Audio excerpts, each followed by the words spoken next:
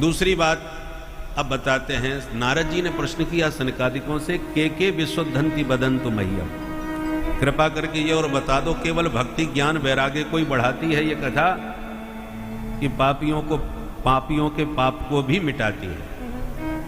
और मिटाती है तो कौन कौन से पाप मिटाती है, कौन कौन से पापों की सफाई होती है?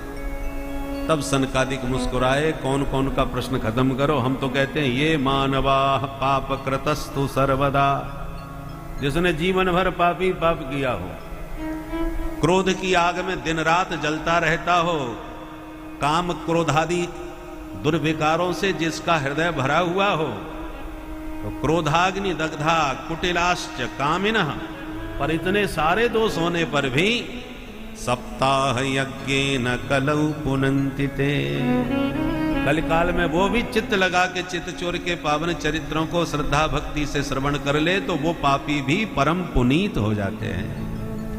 अच्छा महाराज, है कोई प्रमाण ऐसा? बोले बिल्कुल है। तो दीजिए। बोले लीजिए, एक सत्य घटना सुनाते हैं। अत्र ते कीर्तयिष्याम इतिहासं पुरातनम,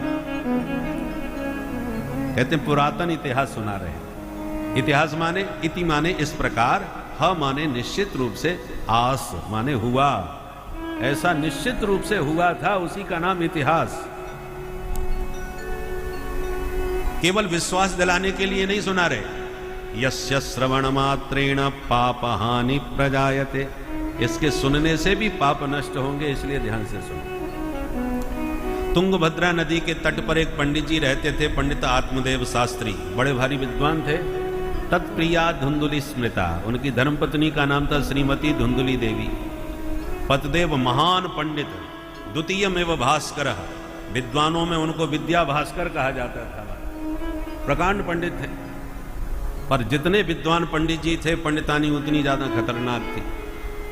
लोक वार्ता रता क्रूरा प्रायसो बहुजल्पिका, सूरा च गृह कृत्येषु कृपणा कलह प्रिया, ये धुंधली का परिचय। 24 घंटे इधर उधर की बातें करना, आपस में लड़ाना, और जब तक लड़ाई झगड़ा आपस में ना हो तब तक उसको आनंद ही नहीं आता। कलह प्रिया, झगड़ा बहुत ही पसंद था। पर दुर्भाग्य से कोई संतान नहीं हुई पंडित जी को। एक बार तो इतने दुखी हो गए संतान को लेकर कि गृहम त्यक्त्वा वनंगतः, घर छोड़ के जंगल में भाग गए कि संतान के बिना अब जीवित रहना ही बेकार है। अब जंगल में जाकर के रो रहे थे दहाड़ मार करके। एक सन्यासी बाबा निकल पड़े, रोते हुए ब्राह्मण को देखा तो प्यार से पूछ दिया, कथम रोदसी विप्रत्वम काते चिंता बलीयसी, पंडित जी आप ऐसे क्यों रो रहे हो, क्या परेशानी हमें बताओ। पंडित जी चरणों में लिपट के बोले, किम ब्रवीमि ऋषे दुखम पूर्व पापेन संचितम, पूर्व जन्म के पापोदय हो गए महाराज, आपको मैं क्या बताऊं। भगवान ने सब कुछ दिया है, पैसे की कमी नहीं, मान सम्मान की कमी नहीं, पर संतान के बिना सब बेकार। महात्मा सुन के मन में मुस्कुराए। जंगल में दहाड़ मार के रो रहा था तो मैंने सोचा ठाकुर जी की आदमी रोएगा कोई जंगल में, पर ये तो बेटा के लिए रोने बैठा है। तो प्यार से समझाए, मुंचा ज्ञानम प्रजारूपम बलिष्ठा कर्मणो गति, विवेकम तो समासाद्य त्यज संसार वासना। पंडित जी बेटा बेटियों में कुछ नहीं रखा, इस मूर्खता को, इस अज्ञान को, इस अविवेक को मन से निकाल के फेंक दो। मुंचा ज्ञानम, बड़ा भारी आपने भ्रम पाल रखा है कि बेटा हो जाए तो मैं सुखी हो जाऊंगा। पंडित जी बेटे से सुखी होते तो संसार में सबसे ज्यादा सुखी राजा सगर होते। 60,000 बच्चे थे उनके। इतिहास पढ़ा होगा, पढ़े लिखे पंडित जी लग रहे हो। क्या दिया? कपिल भगवान का अपमान करके सबके सब भस्म हो गए। कई पीढ़ियों को तपस्या करके गंगा मैया को धरा पर लाना पड़ा, तब उनका उद्धार हुआ। सुख क्या दिया बताओ? राजा अंग को नालायक बेटा के कारण, बहन के कारण घर छोड़ के भागना पड़ा था। इन इतिहासों से शिक्षा लो, बेटा बेटी के चक्कर में न पड़ो। यदि आप सुखी होना चाहते हो पंडित जी, तो सुख का मंत्र हम बताते हैं। क्या? बोले सन्यासे सर्वथा सुखम, असली आनंद सन्यास में है। हमारे साथ बाबा बैरागी बन के चलो, फिर देखो जिंदगी। सब संत सुखी विचरंत मही, महात्माओं के साथ मस्त रह करके आनंद लो जिंदगी का। क्या बेटा बेटियों के चक्कर में पड़े हो? पंडित जी भी पढ़े लिखे थे, तुरंत बोले सुनो महाराज जी, प्रवचन आपसे बढ़िया जोरदार दे सकता हूं। प्रवचन करना अलग बात है, पर तुम बाबा बैरागी क्या जानो बेटे का सुख क्या होता है? पुत्रादि सुखहीनोयम संन्यासः शुष्क एवं। बाबा बैरागियों का सन्यास का जीवन कोई जीवन होता है महारूख, न बेटा न बेटी, न नाती न पोता, न पत्नी न परिवार। बीमार हो जाओ तो कोई चाय बना के पिलाने वाला नहीं। इसलिए क्षमा कीजिए महाराज, संन्यासः शुष्क एवं। मुझे तो बाबा बैरागियों का जीवन बिल्कुल नीरस और रूखा लगता है। तो सरस जीवन किसका है? बोले गृहस्थ सरसो लोके पुत्र पौत्र समन्वितः। गृहस्थों का जीवन बड़ा सरस होता है। नाती पोताओं की किलकारियों से आंगन एकदम चहलता रहता है। न छींक भी आ जाए तो पत्नी तुरंत पूछने आ जाती है कोई तबीयत खराब तो नहीं है, चाय बना दूं बढ़िया। क्या आनंद ही कुछ और होता है। इसलिए महाराज जी माफ कीजिए, मुझे आपका प्रवचन पसंद नहीं आया। देना है तो बस आशीर्वाद दीजिए कि बेटा हो जाए तो जिंदगी मेरी सफल हो जाए। बाबा जी समझ गए इस पर भयंकर भूत चढ़ा है बेटे का भाई। तो सुनो पंडित जी, हम थोड़े ज्योतिष के भी जानकार हैं। अच्छा महाराज, तो जल्दी बताओ हाथ में क्या लिखा है? बोले हाथ नहीं, हम तुम्हारा माथा देख के ही बता रहे। क्या?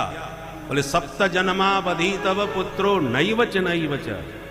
कितना भी तुम रो लो, सिर पटक लो, 7 जन्म तक कोई संतान होने वाली नहीं। जो इतना सुना, ऐसा धक्का लगा कि पंडित जी ने पूरी ताकत से धरती में सिर पटक दिया। महात्मा जी डर गए, अरे पंडित जी क्या करे भैया, मर जाओगे।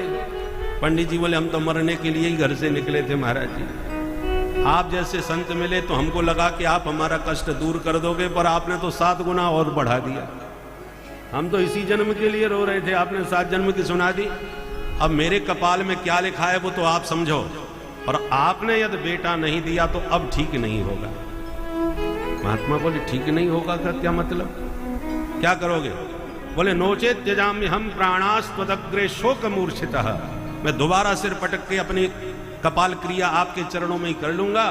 मैं तो मर जाऊंगा पर आपको ब्रह्म हत्या लगेगी, याद रखना महाराज। अब महात्मा जी की धड़कन तेज हो गई, कछु लेना न देना मगन रहना। अपनी मस्ती में जा रहे थे, अच्छी राम राम हो गई है तो मेरे कोई ब्रह्म हत्या लगा रहा है। सुनो सुनो पंडित जी, अब नहीं मानते तो लो हमारा आशीर्वाद का ये फल ले जाओ। और इदम भक्ष्य पत्न्या त्वम ततः पुत्रो भविष्यति। अपनी पत्नी को जाके खिला देना, हमारा आशीर्वाद है, गारंटी से बेटा होगा। इतना सुनते ही पंडित जी नाचने लगे। अरे संत बड़े दयालु होते हैं। प्रणाम किया, आशीर्वाद का फल लिया, भागे भागे आए। अरे सुनती हो, देख क्या लाया हूं।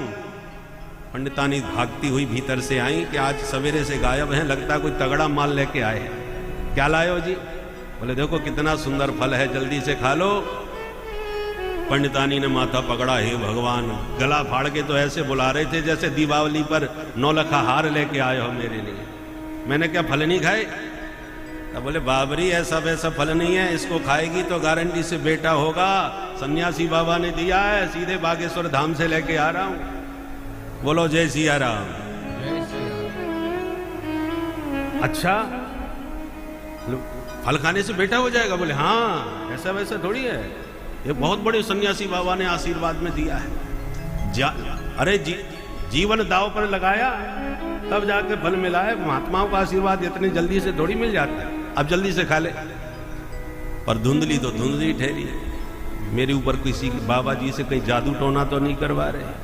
सोच समझ के खाऊंगे, ऐसे तो नहीं खाने वाले। अच्छा ठीक है, आप अपना काम करो, मैं नहा धो के पूजा पाठ करके ठाकुर जी का भोग लगा के खाऊंगी, ताकि बच्चा हमारा बिल्कुल अच्छा हो। देवियों को समझाना बहुत बढ़िया आता है। ऐसे समझाया कि पंडित जी को समझ में आ गया। अच्छा ठीक है, नहा धो के खा लेना।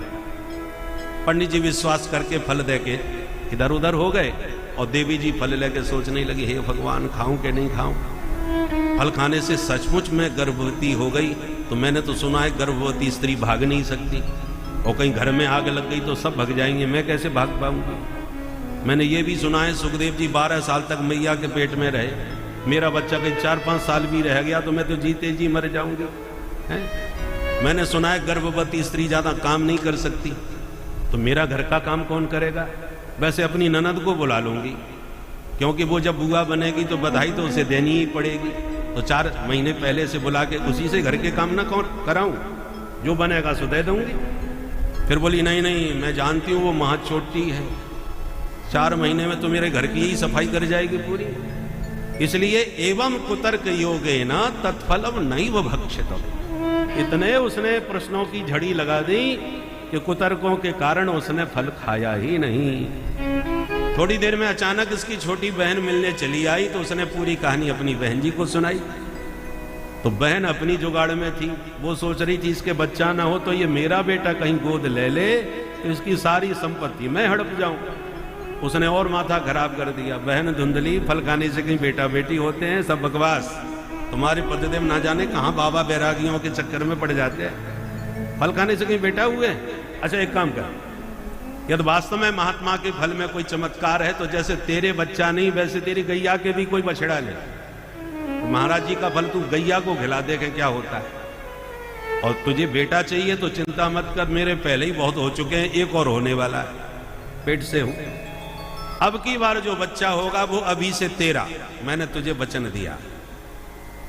अब तो धुंधली खुश हो गई, बहन हो तो तेरी जैसी। 1 मिनट में मेरी सारी समस्या ही खत्म कर दी तूने। तो बेटा भी मिल जाएगा और महाराज जी के फल की परीक्षा भी हो जाएगी। चुपचाप गैया को फल खिला दिया और पतिदेव को विश्वास दिला दिया मैंने फल खाया है, और जब से खाया तब से बहुत फायदा हो रहा है महाराज। पंडित जी बड़े प्रसन्न, एक एक दिन गिनना चालू कर दिया। समय पा करके छोटी बहन के बेटा हुआ, लाके उसने धुंधली को रात में दिया। धुंधली ने पतिदेव से कह दिया महाराज देखो बेटा हो गया। पंडित जी नाचने लगे, पूरे गांव में मिठाइयां बंटवाने लगे। उसके 3 महीने के बाद साधेनु सुसवेर भकः, पंडित जी की गाय के भी एक शिशु का जन्म हो गया। सर्वांग सुंदरम दिव्यम निर्मलम कनक प्रभम। गाय का बेटा सर्वांग सुंदर, पूरा गांव उमड़ पड़ा, भैया भगवान देते हैं तो छप्पड़ भर के देते हैं। कहां पंडित जी एक बच्चे का मुंह देखने को तरस रहे थे, अब गैया के भी बेटा हो गया। बताओ, हमने तो जिंदगी में पहली बार ये चमत्कार सुना। भाग्योदयो धुना जाता आत्मदेवस्य पश्यत धेनवा बालः प्रसूतस्तु दैव रूपीति कौतुकम। ये विधाता का कैसा चमत्कार है। अब तो ब्राह्मण का भी आनंद दुगना हो गया। बच्चों के नाम रखे, गाय के बेटे के कान गाय जैसे, नाम रखता हूं गौकर्ण। और अपने बेटे का नाम सोचने लगे कि पंडितानी खड़ी होगी, सबके नाम आप ही धर लोगे। बच्चा मेरा है, 9 महीने मैंने पेट में रखा है तो नाम भी मैं ही रखूंगी। अच्छा बोल क्या रखेगी? बोले मेरा नाम धुंधली, बच्चे का नाम धुंधकारी होना चाहिए। जैसी मर्जी तुम्हारी, नाम रख दिया धुंधकारी। बड़े होके दोनों बच्चों ने खूब नाम कमाया, किंतु एक हुआ विख्यात और दूसरा हुआ कुख्यात। गौकर्ण पंडितो ज्ञानी धुंधुकारी महाखलः। धुंधकारी ने बचपन से चोरी करना प्रारंभ किया, फिर डकैतियां डालने लगा, फिर सरेआम लूटने लग गया। अब तो महाराज पंडित जी सिर पकड़ के रो गए। क्व तिष्ठामि क्व गच्छामि को मे दुःखं व्यपोहै प्राणास्त्यजामि दुःखेन हा कष्टम मम संस्थितम। ऐसी जिंदगी से मर जाना अच्छा, इस मूर्ख ने, इस पापी ने मेरे मुंह दिखाने लायक नहीं छोड़ा है। इससे अच्छा है कि कहीं जाके मर जाऊं। पहले मरने जा रहे थे, बेटा नहीं, आज मरने जा रहे हैं, बेटा क्यों है? गौकर्ण जी ने जैसे ही देखा पिताजी बहुत दुखी हैं तो हाथ पकड़ के बैठाया और प्रेम से पिता को समझाया कि पिताजी अच्छा ये बताओ, इस संसार में सुखी है कौन? मैं छोटे मोटे लोगों की बात नहीं कर रहा पिताश्री। न चेन्द्रस्य सुखम किंचित न सुखम चक्रवर्तिनः। देवराज इंद्र से पूछोगे तो वो भी परेशान, वो सुखी नहीं है। जहां कोई असुर शक्तिशाली बनता है तो सबसे पहला हमला इंद्र पर ही बोलता है, वो बेचारे टेंशन में रहते हैं। चक्रवर्ती सम्राट भी परेशान हैं। बोलो जय सिया राम। हम 4-5 घंटे काम करके भी थक जाते हैं और हमारे प्रधानमंत्री 18 घंटे बेचारे देश के लिए दिन रात मेहनत करते हैं, काम करते हैं, उसके बाद भी 24 घंटे गाली खाते हैं। क्या सबको संतुष्ट कर पाते हैं? कोई नहीं होता। तो कोई कितना भी परिश्रम कर ले, संसार में सुखी कोई नहीं है। सबको गाली देने वाले हैं और सब परेशान ही हैं। दुखालय में शाश्वतम संसार है। इसलिए न चेन्द्रस्य सुखम किंचित न सुखम चक्रवर्ती। तो फिर सुखी है कौन? बोले सुखमस्ति विरक्तस्य मुनिरेकांत जीविनः। जो नितांत एकांत में शांत बैठ करके जय सिया राम राम राम सुमिरन कर रहे हैं, वे संत ही सुखी हैं, बाकी संसार में सब परेशान और दुखी हैं। जो ये बात सुनी सोई पंडित जी को वो सन्यासी की बात याद आ गई। सन्यासे सर्वथा सुखम। अब मामला फिट बैठ गया। पहले बात समझ में नहीं आई थी, और पिटने के बाद बेटे का भूत उतर गया, तब बात समझ में आ गई। इसलिए याद रखिए, संकेत क्या मिला? भगवान जब अपना भक्त बनाना चाहते हैं तो जिसमें आप आसक्ति करोगे उसी से पिटाई करवाते हैं, तभी असली वैराग्य होगा।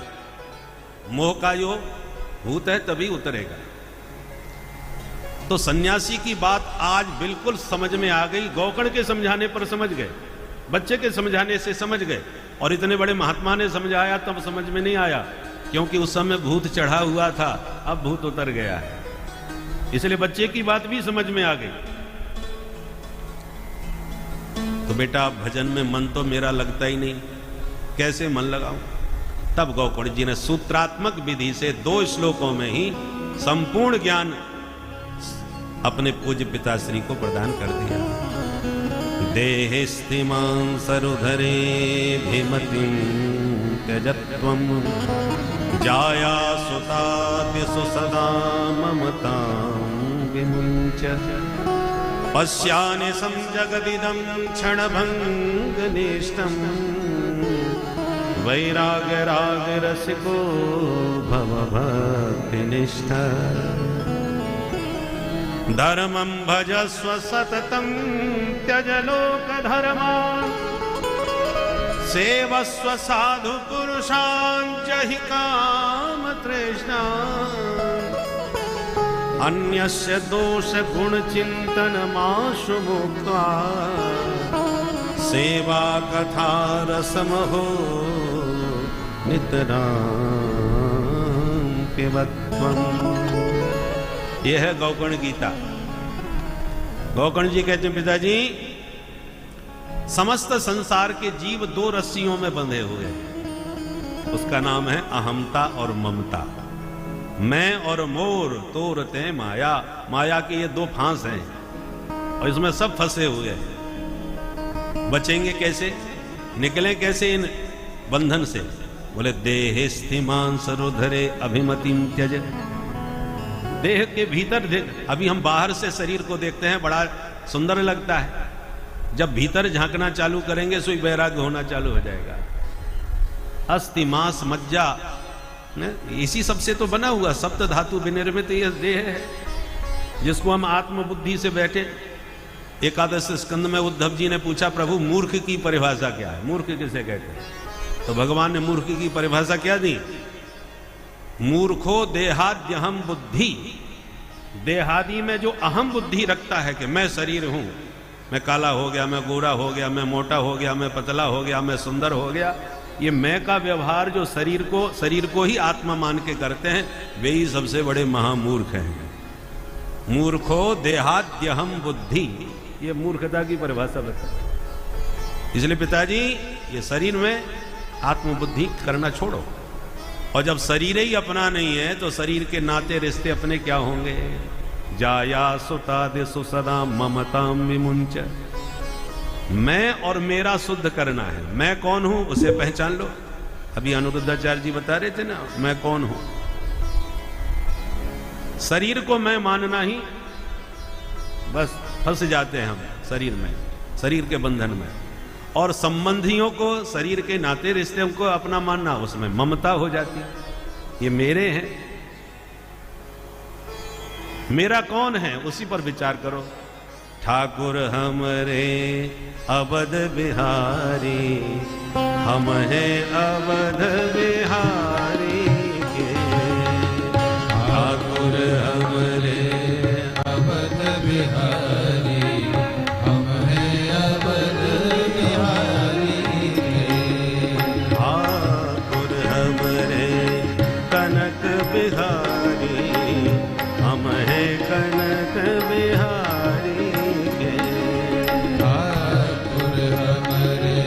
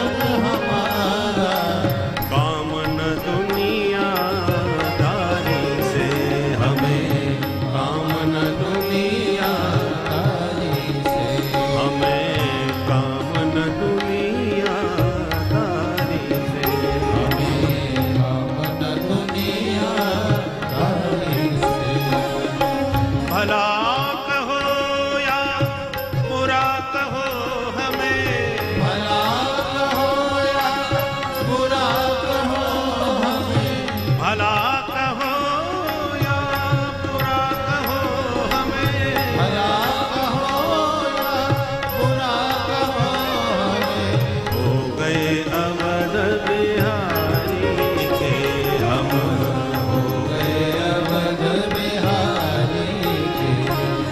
ठाकुर हमरे अवध बिहारी, हम हैं अवध बिहारी के। ठाकुर हमरे अवध बिहारी, हम हैं अवध बिहारी के। हम हो गए कनक बिहारी के, हम हो गए कनक बिहारी के। हम हो चुके अवध बिहारी के।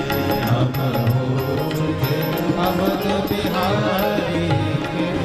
बोल भक्तवत्सल भगवान की। जय। तो हमारा कौन है, बस ये हमें को समझ में आ जाए, और मैं कौन हूं ये जान लो बस।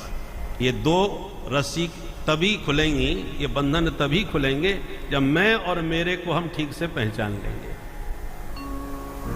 गौकर्ण जी कहते हैं, पिताजी ये सारा संसार क्षण भंगुर है, इसलिए किसी में भी आसक्ति मत रखना, वैराग्य के रसिक बन के रहो, निरंतर परम धर्म का आश्रय लो, लौकिक धर्म का त्याग कर दो। सर्वधर्मान परित्यज्य मामेकम शरणम व्रज।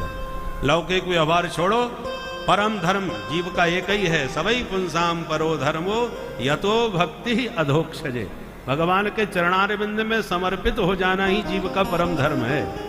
उसी परम धर्म का आश्रय लो, भगवान के चरणों में निरंतर अनुराग करो। दूसरों के गुण दोष देखना बिल्कुल छोड़ दो। सेवस्व साधु पुरुषा, साधु पुरुषों की संगति करो। संगत की रंगत अपने आप आती है। विरक्तों के संग में रहोगे, भगवत भक्तों की संगति करोगे, रसिकों की प्रेमियों की संगति में रहोगे, अपने आप भगवत प्रेम आपके भीतर सनई सनई जागृत होने लगेगा। इसलिए सबसे पहले सेवस्व साधु पुरुषों, साधु पुरुषों का संग करो। दूसरों के गुण दोष देखना बिल्कुल छोड़ दो। आज दोष ना देखो ये तो अच्छी बात है, गुण देखने में क्या बुराई है। अन्यस्य दोष गुण चिंतन माशु मुक्ता, दोनों से मुक्त करने को। सन्यासियों के लिए दोनों खतरनाक है। दोष दर्शन करोगे तो व्यक्ति के प्रति घृणा होगी, इसमें यह कमी है, और गुण चिंतन करोगे तो उसमें आसक्ति होगी। ये बड़ा विद्वान है, ये बहुत बढ़िया बांसुरी बजाता है, ये बहुत बढ़िया गाता है, ये संगीत के बहुत अच्छे विद्वान है। माने जिसमें भी आपको कोई विशिष्ट गुण दिखाई देगा, आप उसके चक्कर में पड़ जाओगे। गुण के प्रति आकर्षण होता है, गुणः पूजा स्थानम। इसलिए न आसक्ति करना ठीक है, न घृणा करना ठीक है। पर स्वभाव कर्माणि न प्रशंसेत न गर्ह्ये, न किसी की प्रशंसा न किसी की निंदा, दोनों से मुक्त रहो। और सेवा कथा रसमहो नितराम पिबत्वम, रसिकों के बीच में बैठ के उनकी वाणी से निरंतर भगवत रस का पान करो, भगवान के गुणानुवाद श्रवण करो। भगवान की कथा अपने आप ही तुम्हारे हृदय में प्रेम जागृत करेगी। भगवान ही कथा के माध्यम से हृदय में प्रकट होकर के अपना प्रभाव दिखाते हैं। एक एक सूत्र गौकर्ण का हृदय में उतर गया। आत्मदेव को तुरंत विरक्ति हो गई, छोड़ छाड़ के चले गए।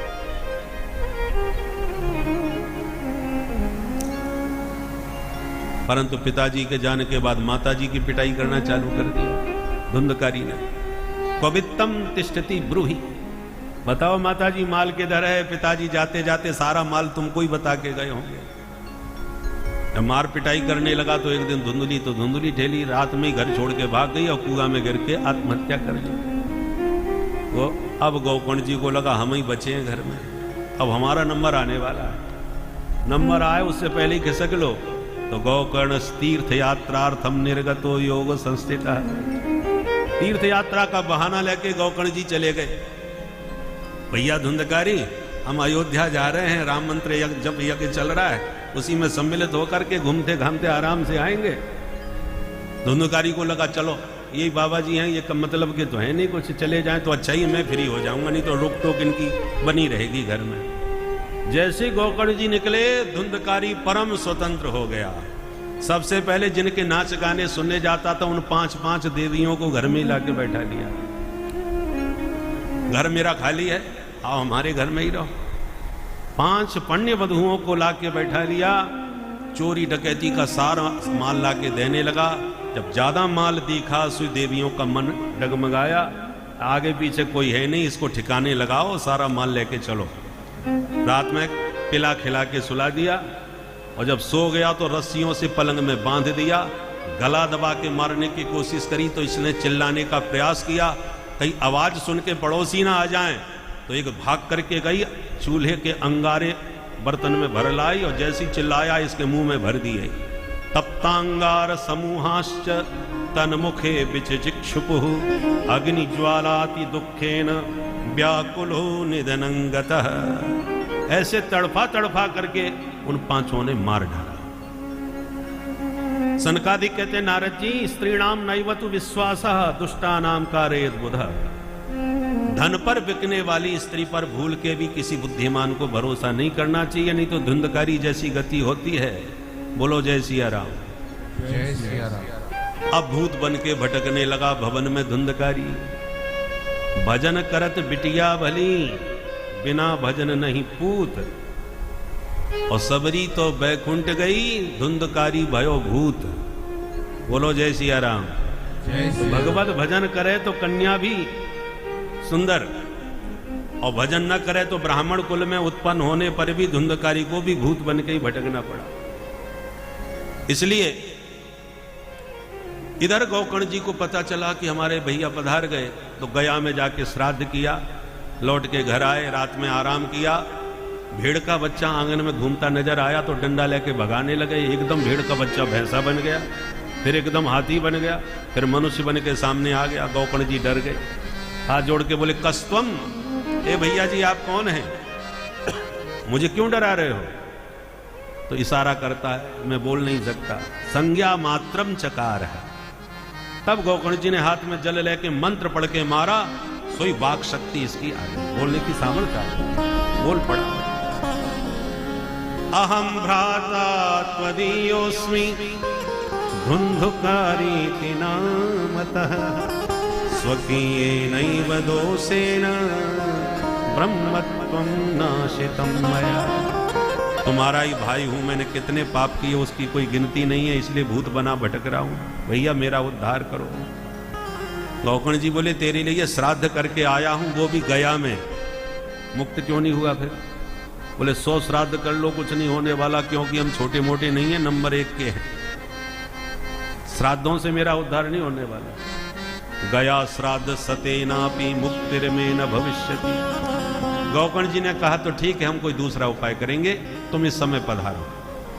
रात भर गोकर्ण जी बैठ के सोचते रहे मैं क्या करूं। सवेरा होने पर विद्वानों से परामर्श किया, समाधान कहीं से नहीं हुआ तो सूर्य भगवान से प्रार्थना करी, और सूर्य भगवान ने उत्तर दिया, श्रीमद्भागवतान मुक्ति ही सप्ताहम वाचनम गुरु।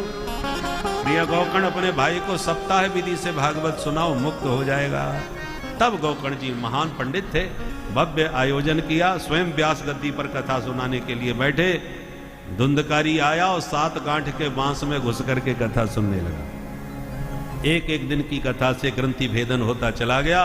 7 दिन में सप्त ग्रंथियों का भेदन करते ही, सप्ताह संपन्न होते ही दिव्य रूप धरो जात तुलसी धाम मंडितः। दिव्य रूप धारण करके धुंधकारी प्रकट हो गया। बोल भागवत भगवान की जय। व्यासपीठ को प्रणाम करके बोला, धन्य भागवती वार्ता प्रेत पीड़ा विनाशिनी। धन्य है भगवान की यह मंगलमयी कथा, जिसने मेरे जैसे महापापी पतित प्रेत का भी उद्धार कर दिया। दिव्य महिमा भागवत की गाई। आकाश मंडल से विमान आया, भगवत पार्षदों ने हाथ पकड़ के धुंधकारी को उसमें बैठाया। गोकर्ण जी बोले 1 मिनट, यहां पर हजारों लोगों ने कथा सुनी पर विमान एक ही क्यों आया? इन सब के लिए क्यों नहीं? तब भगवत पार्षदों ने कहा, भैया श्रवणम तो कृतम सर्वै न तथा मननम कृतम, श्रवणस्य विभेदेन फल भेदोत्र संस्थिता। कथा सबने सुनी पर मनन निधिध्यासन किसी ने नहीं किया। श्रवण के भेद से परिणाम में भेद हो गया। धुंधकारी को लेके चले गए, श्रोता सब उदास हो गए। गोकर्ण जी बोले, उदास मत होइए, ये दास बैठा है, दोबारा कथा सुना दूंगा। अगले महीने पर फिर आयोजन रख दिया। दूसरी बार तो श्रोता इतने कान लगा के कटिबद्ध होके सावधान होके सुने कि दूसरी कथा का जब विश्राम हुआ तो जितने श्रोता उतने विमान आकाश मंडल से प्रकट हो गए और साक्षात श्री हरि ने प्रकट होकर के गोकर्ण को उठा के हृदय से लगा लिया। बोल भागवत भगवान की जय। और जैसे प्रजा सहित रघुवंश मणि श्री रघुनंदन रामभद्र जैसे अवधपुर वासियों को अपने साथ विमान में बैठा के ले गए थे साकेत धाम, उसी प्रकार गोकर्ण जी सभी श्रोता समुदाय को साथ में लेकर के भगवान के परम पद को प्राप्त हो गए। अयोध्यावासिना पूर्वम यथा रामेण संगता तथा कृष्णेन ते नीता गोलोकम योगी दुर्लभ।